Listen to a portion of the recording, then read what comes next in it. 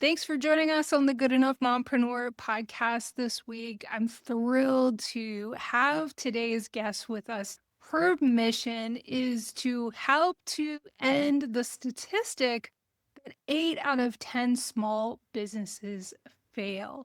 And so many of those small businesses, as we know, are owned by women. So I'm sure we cannot wait to hear all that Megan Schwan has to teach us today on the podcast episode. Welcome, Megan.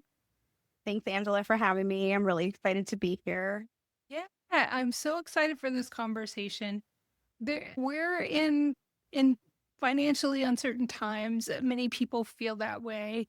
And Yeah. when a guest can give us more confidence in any area of our business, especially how we make profits and what we do with our profits, I think is so important to really empower our listeners.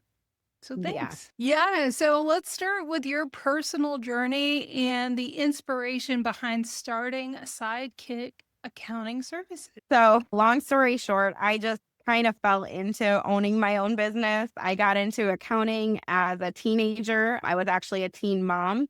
And I had a teacher who was teaching my accounting 101 class and just kind of encouraged me to think about making it a career. So that's what I did. I went to school and got my bachelor's in accounting and then got a full-time job after that. And during that time, got married, got pregnant with my second son. So when I went on maternity leave, decided not to go back to work full-time. So I got a job as a bookkeeper at a landscaping company. And that was kind of my introduction into small business, or small business as most of us think of it. And then my full-time job actually called me back. The person they hired to replace me wasn't working out. So they created a part-time position for me to work mostly from home. So I did work 2 part-time jobs, mostly from home, 2 young kids, and did that for about 2 years. Got laid off of both of those jobs within a month of each other. One got bought, the other one needed to restructure, and kind of left me with like, what was next? How to figure out what was next. And we needed 2 incomes in our household. So I knew I had to do something. I was doing taxes on the side for like friends and family. So I guess I just kind of was like, well, I was doing bookkeeping for that company. I could probably do it for other companies. Started networking, and here we are almost 12 years later. I've been full-time in my business for almost 11 years and never would have thought it would grow to where it is now. But I'm so thankful for that, because really my business has been a big cornerstone in a lot of my life transition. So I ended up having 2 more babies back to back. They're Irish twins. And then around that same time, I ended up unexpectedly separating from my husband. And then we eventually got divorced. I moved myself and my kids across the country a few years after that. And, all these different things that I had to juggle. And as a single parent, you got to be present for your kids and provide for them. And thankfully, my business was able to help me through, be able to make hard decisions quickly. It gave me options. And that's really the passion, as you said, like behind what we really do. Our mission is to change the statistic, but our overarching passion really is to help people have options with their business. And if you have a successful and sustainable business, you have options. And you can decide what you need out of your business when it is running successfully and sustainably. So that's really the big passion behind what we do at Sidekick Accounting, why I'm so passionate about helping people understand their numbers and really be able to use those to make better data-driven decisions that really create that success and sustainability long-term. Yeah, I love that. And I don't think there is a mom who becomes an entrepreneur who doesn't hope to create a business that gives them more options and can see them through those difficult times in their life Yeah. as well as the good times. So Yes. I love that you talk about that. So how is it, as a mom of 4, that's so inspiring that you are able to be the CEO as a single mom to 4 kids. So how has that shaped you and how you show up for your business and you show up for your clients? Well, I think both scenarios really, when you're really paying attention and really trying to be the best, right, at whatever you're doing, or like the best version of yourself, I guess you should say, is that you have to constantly work on yourself, right? And so, like, being a parent, being a single mom, being a business owner, those are probably going to be like some of the biggest professional, personal development courses, that you can go through. And so it's definitely been the same for me. Like, I've grown so much as a person throughout these last 12 years with being a business owner and a parent, but they definitely coincide as well, right? Because a lot of how we show up personally also gets impacted by us professionally, right? Like, you can't really separate the two. I know people talk about work-life balance. I am of the belief that there's no such thing. Yeah. I like to say that we have shifting priorities, and there's no way to take the personal out of business, and there's no way to take the business out of your personal, especially as a CEO, I think, because we're kind of always on and thinking, and that's just the way our brains are working. So for me, a lot of it has come down to learning more about myself, being able to put boundaries in place, and then always just kind of having that perspective and thought process and strive to always learn and grow and be better. So even when there's mistakes as a parent, as a business owner, they happen, right? Like, there's no way to not fail. Failure is part of the process, but just using those opportunities, those things that come up as an opportunity to grow, to learn, to move past and get better the next time around. So that's definitely been a big thing that's helped being both a business owner and a parent. Yeah, no, I love that. And I think that question is so important because so many people, so many women especially, use their family as a reason to not become a business owner Right. or to maybe quit too early in the growth stage. And so I really love when guests share how their parenthood has fueled their business success and helps us reflect on how our inner growth, our personal growth actually just reflects in our business and our family life, you know? And Yeah. so it's all connected. And so I love that you reminded us of that and give us permission to still strive for success. Even though we have a lot on our plate, it's totally possible. Yeah. You're an example of that. So I love that. So as part of Yeah. like your transition to becoming a business owner, you had to change your mindset, right? You had to go from like a full-time employee mindset to a business owner mindset. So can you talk about that and what that was like and how important that is to business success? Yes. Yeah, definitely. And I know for me, like, I've always been an avid reader. So reading was definitely instrumental. One of the first books that I read was Think and Grow Rich, which definitely helps a lot with mindset and just kind of how you look at money in general. So that's definitely one of the books that helped a lot. The E Myth is really another great book. That's kind of a classic in the small business realm. But what those do is that it really helps to shift your mindset. The other thing that I was really fortunate to be able to do was when I was first starting, I met a business coach and who was also kind of starting their journey, and we were able to barter services. So he gave me business coaching, I gave him accounting services, and that really helped a lot in just kind of learning how to set goals, how to do sales and conversation, because those are some of the things that, especially as an accountant, like, you're like, I don't know how to do anything like that. We kind of have this perception of being more introverted, which I definitely am. I kind of have had to go outside my comfort zone a lot as a business owner and CEO. You got to be in that mindset of that growth mindset, right? Like, Mhm. how can I expand versus how can I retract? Taking the lessons in life as opportunities instead of as failures. So having that growth mindset is a really big piece of being able to get successful and to kind of move from like, okay, I have to do what I'm told to I'm the one making the rules, right? Because that's kind of what it is. It's like when you're a CEO, you don't really have a boss. Like, yes, your clients, in a sense are, but at the end of the day, like, you get to build what you envision as the CEO, right? So if I want to stay a solopreneur, I can stay a solopreneur. If I want to scale to, multiple locations across the US, I can do that. It it's really like the sky's the limit, but I'm the one that gets to determine where that sky is. And sometimes it changes too, which I think has been really great about being a business owner and a mom is like there have been times when I have pulled back, because I needed more Mhm. time for my family. And then there's been times when I've ramped up. So just having that flexible thinking and mindset has definitely been a big piece of moving from, I'm in this box of a employee to I'm now this visionary CEO. And that's been really helpful.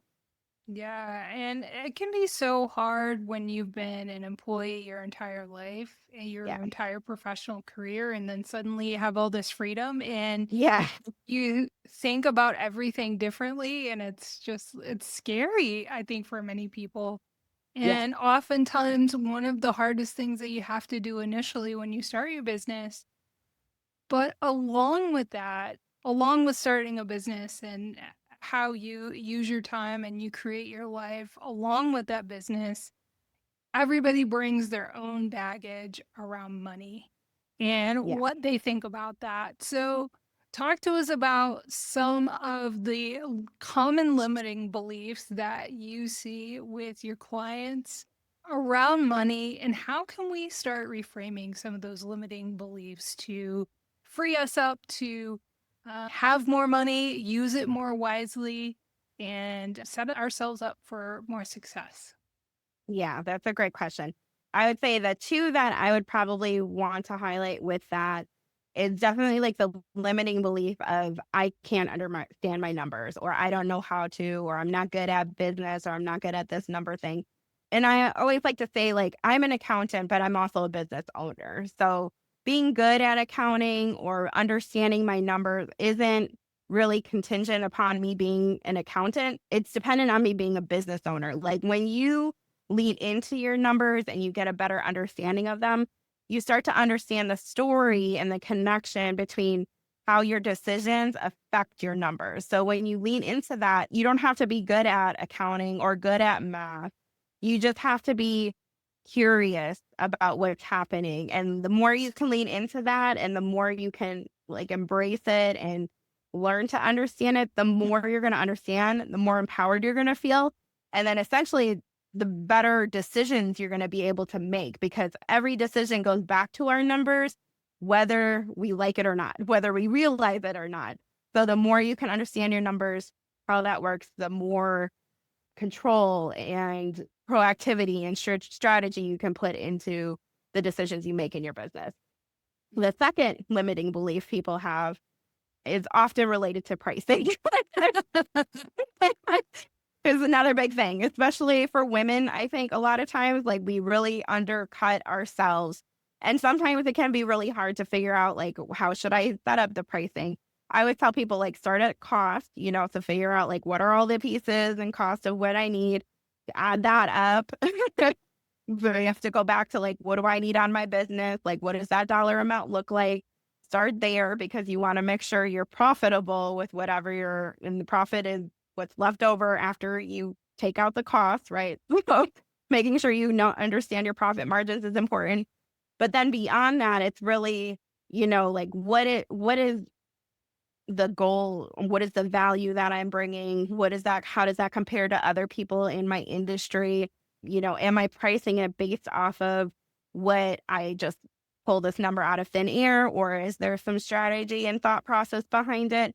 And then people not looking at those things, but then also not adjusting their pricing regularly. And it doesn't have to be like all the time. I know for me, we've done not even every year, which might be bad, but I just am the type of clients we work with. I just don't believe we always need that big price increase every year. So like being just conscientious about that, but you do need to revisit it to make sure that especially like a year this year where so many costs changed, if you're not reviewing that, you could be undercutting yourself a lot. But the other side of that is to not undervalue, that limiting mindset is that nobody's going to pay for this price. The truth is that everybody pays for, like, you can sell anything basically at any price. That there's always different levels to things. So you got to think about who do I want to sell to, because sometimes people connect value to price. So if your pricing is too low, they're going to think you're not quality, right? Kind of understanding those concepts as well. But the limiting belief is really like, I can't grow beyond here, or I'm not worth this. Those are some of the things, or nobody's going to pay for this, kind of service. Nobody's going to pay this price tag. And the truth is that that's generally not true. Like, maybe it's something like super astronomical, but there's always somebody that's going to be available to buy, especially if you do your market research. A lot of times you can find somebody who's selling what you're doing or similar for way more than you are. Right. So being open to that is important as well. Yeah, I think that those are two really powerful mindset shifts. And it had me thinking about something you said earlier in the conversation about making data-driven decisions. In Hmm. that, so often our decisions around pricing, about money in general, tend to be so much more emotional than really about the data, especially for women, Yeah. I think. I don't know, maybe I'm generalizing too Yeah. much. Well, But I think it's really helpful that you give your clients the tools to consider the data and maybe taking the emotion out of it to be yeah. able to make, you know, better decisions about their pricing and their profits. Yeah. Yeah. Absolutely. And that's why numbers can be so important, because sometimes it is hard to make those decisions, whether it's cutting a cost, or sometimes you have to, readjust your team, or, increase your pricing, whatever it may be. When you have that data and you're looking at the numbers, it becomes more factual than emotional, right? And so then you can kind of pull those apart from each other.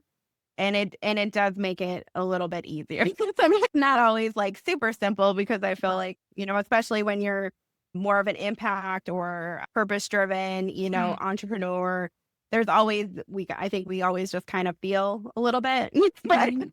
but Yeah. it definitely helps to kind of start to compartmentalize, like, this is a decision for the benefit of my business. Right. And then that kind of goes back to, the whole like analogy of being in a plane, you got to put your oxygen mask on first. Cause we've had clients where they're like, I really want to be able to help this client, but they can't pay me, very well or whatever. And it's like, well, that's fine, but you got to first be at a point in your business where you're taking care of yourself and your team, and you have systems in place, and then you can start helping these other people and do these other special programs or pro bono services or whatever it might be. But first, you got to make sure you're good, because if you're not providing for yourself, your business isn't successful and sustainable, you're not going to be able to effectively show up for anybody else either, because you're always going to have that in the back of your head.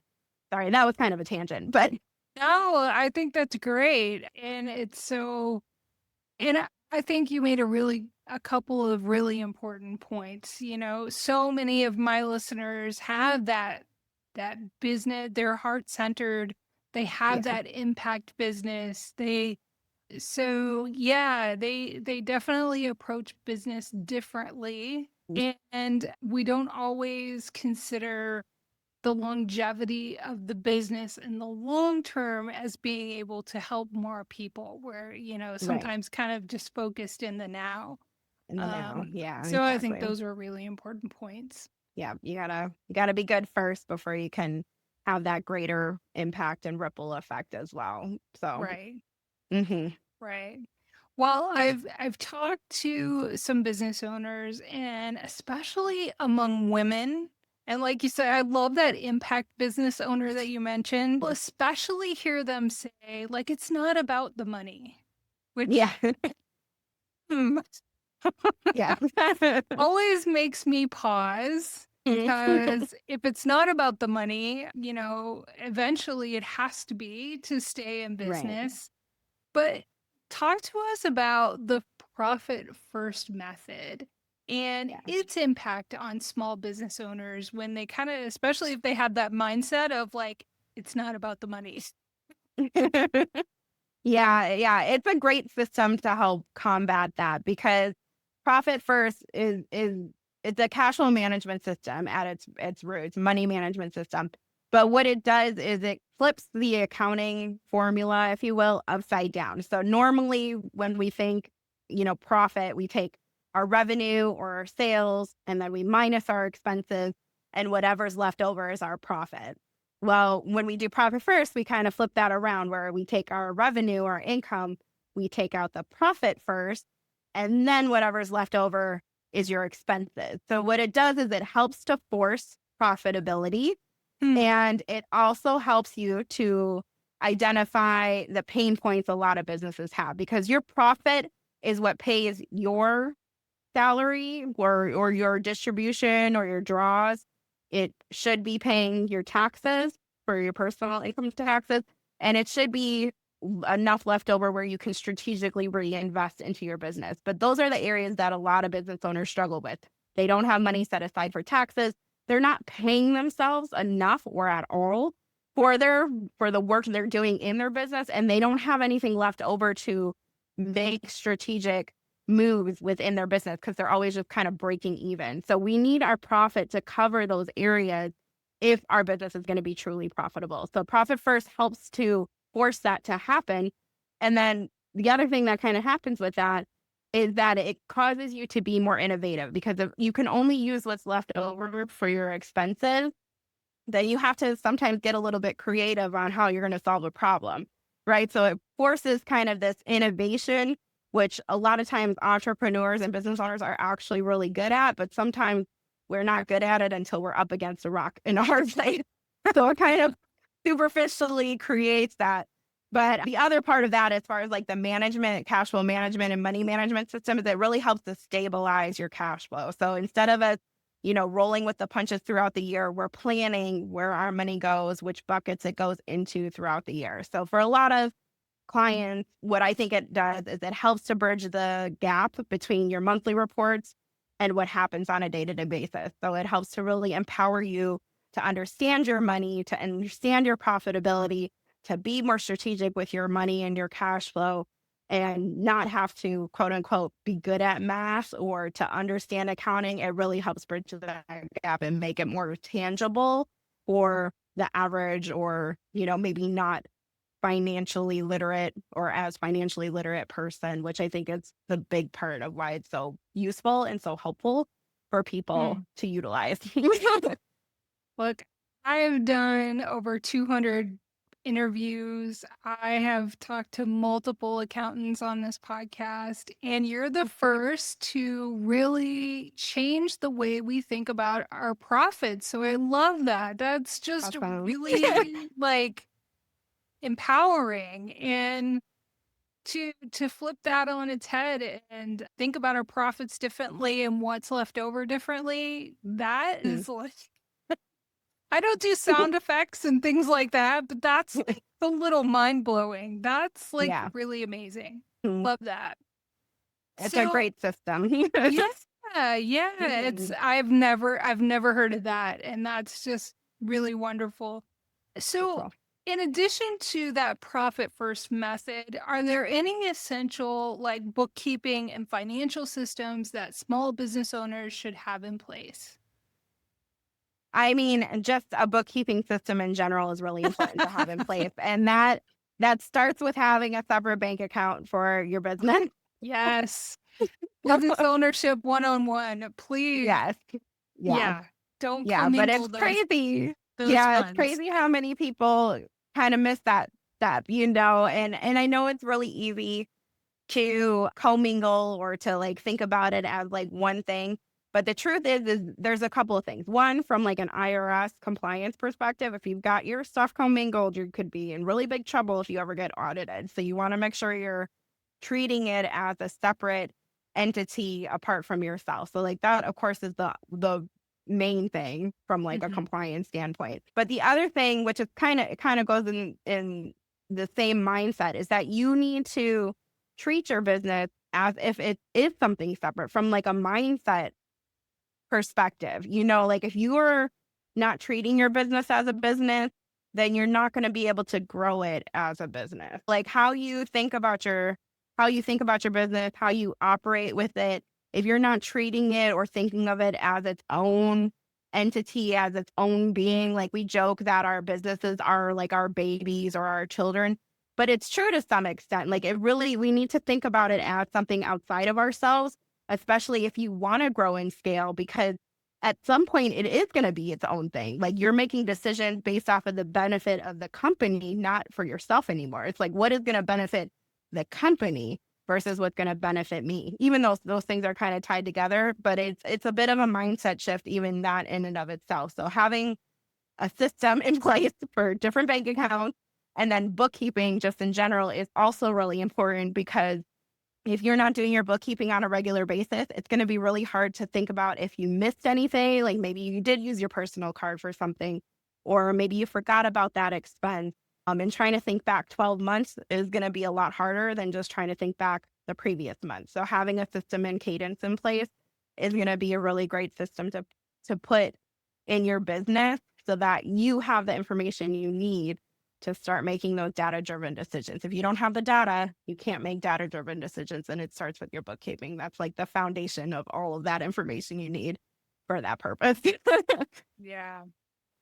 Oh, and I have listeners in dozens of countries, so we're kind of giving this information from a U.S. perspective, but just make sure that wherever your business is, that it's in compliance with the tax rules and on all of those other things. I mean, it's Yeah. exciting to be able to offer somebody a way to pay you, but it's really great if you do it at the outset the right way and keep Right. those funds separate. So, Yeah. Yeah, exactly. And most countries, regardless of where you are still going to want you to have good records for this kind of yeah, stuff. right. So, Oh, yeah, I can't imagine that any country would be like, yeah, okay, it's no worries. fine. Right. I trust you. Probably not. Yeah. Well, those are, of course, great tips, but let's talk about creating that recession-proof business and cultivating some financial resilience, which I think a lot of your tips are already incorporating in that. But are there any others that come to mind? I mean, when we're talking about recession proof, it's really about being proactive. So, Profit First is really great with this, because some of the things that create sustainability or recession proofing is having a pulse on, your profitability. So making sure that you're profitable, making sure you're not going into debt all the time because you have a gap in profitability, making sure that you have some kind of money or nest egg put away. So thinking about that strategically. A lot of business owners don't plan for taxes. And so we saw this a lot during COVID, because during 2020, we were doing 2019 taxes, and people were getting these huge tax bills that they were unprepared for in 2020. And, it definitely threw a wrench into a lot of people's lives, because their situation had changed so dramatically from 2019 through to 2020. The thing is that when you have a system set up where you're kind of proactively thinking you're going to catch red flags before they become red flags, and you're going to be more proactive about what could happen, right? Those contingencies, having more of that risk resilience or risk aversion, kind of a thing, where you're planning for like these different contingencies and scenarios that could potentially happen. Now, COVID was definitely like a wrench. Like, most of the time, it's not going to happen like that. But sometimes it can be something like, you got injured, or your spouse got sick, or, your kid got sick. And so life always throws left, curveballs or whatever you want to call them at you. Like there's always going to be something with life. So like, how are you planning for that? Do you have insurances in place, like female insurance or short-term disability insurance or something, like exploring other options from that? But then also just in terms of like your business in and of itself, do you have a savings account? Are you putting money away for taxes? Are you profitable? Do you have a solid cash flow? And one really easy way to figure out if you have a more stable cash flow is to look at what are your ending balances in your bank account month over month. Are they constantly going up and down? Are they the same? Like, are you ending low? Is it ending high? Like, that's going to give you a really good like snapshot of like, where's your cash flow at right now? And if you're seeing it go up and down, then there's probably some other issue that's happening. Maybe it's a billing cycle, or like how you're paying your vendors, or your profits aren't good enough, so like you can kind of start to look at some of these things and make these small adjustments. It doesn't even have to be anything big, but you want to start making those small adjustments and paying attention to your numbers so that you can see where you might not be recession proof, so that you can make those changes so that you can get more recession proof. Because really, it ultimately just comes down to like planning ahead, thinking ahead, not just living in the moment, but really looking at that overall picture for like what happens if we get, double our orders or double our clients. Like what happens then? What if we lose half of our clients? Like what's the contingency there? So just, and that's a big part of being a CEO. Like we always think of like a CEO as, this big unattainable thing, or maybe like the person that's just not doing anything and just kind of sitting back, but really like a true CEO. And, we're always kind of thinking ahead of like what's next, but then also like what happens if this happens, so really kind of being proactive in that thinking is really what's going to help you be recession proof. And then putting systems in place like profit first can definitely help make sure that your money is also following in that direction so that you're creating a recession proof or recession proof business from a financial standpoint as well. I love that. I mean, a lot of great tips, and it's never too early. There's any time of year is the right time to be thinking about this. We're going to Yeah. be airing this episode, kind of near tax season, where I think people are like, next year it's going to be different. Yeah. Yeah.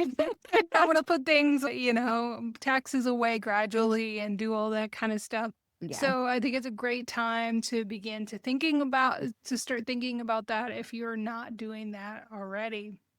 Yeah. Well, I also love to take time to ask my guests who are moms, how they're balancing their business growth and your financial organization and your family life as a mompreneur. So talk about that. Well, part of the certification process of being a profit first professional is putting profit first in your business. So I operate using profit first as well. So I can attest for myself that it's been a really great system to put in place. I was able to buy a house last year, mostly because of that, because it helps you to be more strategic and, put profit away and really make sure that you're paying attention to the things that you need out of your business. And so for me, that was a big accomplishment, especially as a single woman and a single mom. And I would say a lot of that goes to putting profit first in place. And then the other thing, though, is definitely what's helped me along this whole journey has really been learning how to take care of myself and how much that's so important to like everything else, right?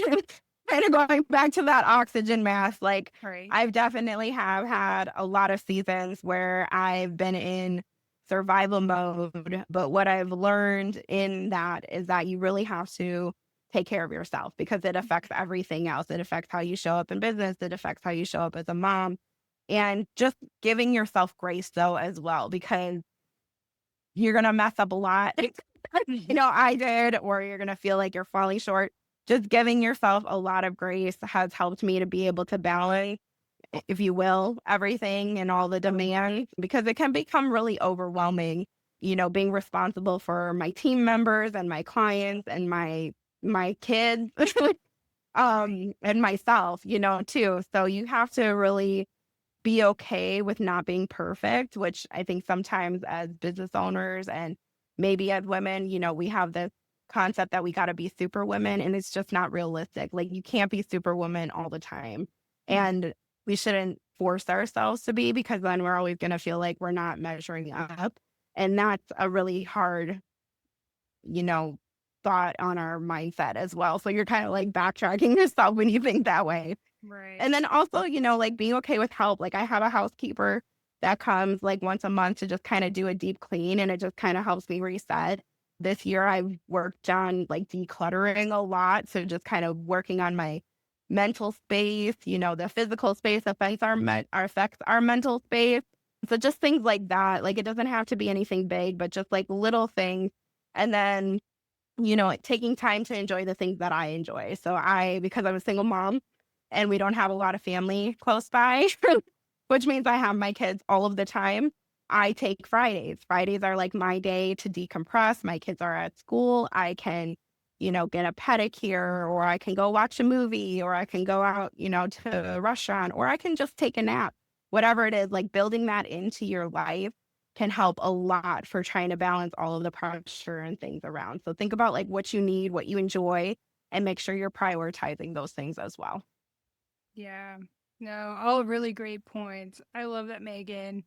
So, if you had, a takeaway that you wanted to leave with listeners to help empower them if they're feeling overwhelmed or confused on their financial journey with their business, what would that be? Just take one step. One step at a time. Like, I think too, sometimes when people look at me, they look at anybody, right? We see people on social media, and we're only seeing one side of the story. And a lot of times we're not seeing everything that's built up to that. Like, I've been in business for almost 12 years. And yeah, I have a team and we serve hundreds of clients every year, but that's not where I started.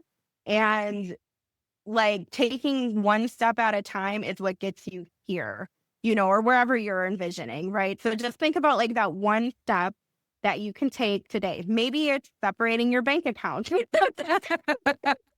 Maybe it's putting bookkeeping on your calendar, every Monday or Friday or whatever it is. Maybe it's, hiring that housekeeper to just kind of give you a reset once a month. Whatever it is, just take the one step that's going to move you forward and then build on that. Like, don't try to do everything at once, because you're not going to do anything then. Do one thing and then build on top of that once you get that going. That would be probably the biggest thing that I would say, encourage everybody, because especially as moms, we wear all these different hats and we have all these different demands.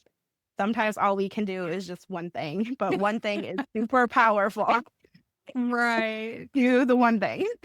Yeah. No, such great tips. I love that so much. It's so true. There's a lot to going into where we eventually are finding success, but you Yeah. gotta stay with it and stay consistent. And it's all those little things that kind of build on each other.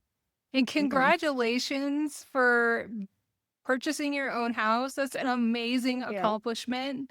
And so I think it sounds like you're doing so much to empower your clients and to help them not only, empower them around their finances, but the longevity of their businesses. So I think that's fantastic.